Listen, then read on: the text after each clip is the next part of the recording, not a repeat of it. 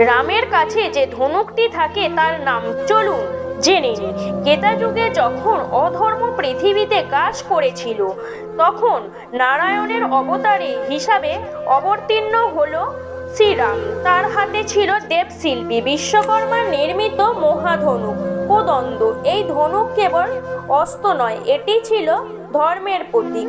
শ্রীরামের তীর ছিল ব্রহ্মাস্ত্র, অগ্নেয়াস্ত্র ও নাগপাশ। সেগুলি কেবল ধর্ম রক্ষার সময় ব্যবহৃত হতো। রামের হাতে তীর কখনো অকারণে নিক্ষিপ্ত হয়নি। প্রতিটি তীর ছিল ন্যায়, সংযম ও করুণার বাহক। রামের কোদণ্ড ও তীর প্রমাণ করে যেখানে ধর্ম সেখানেই রাম। এই অস্ত্রে আমাদের শেখায় শক্তি তখনই পবিত্র যখন তা ন্যায়ের পথে চালিত হয়।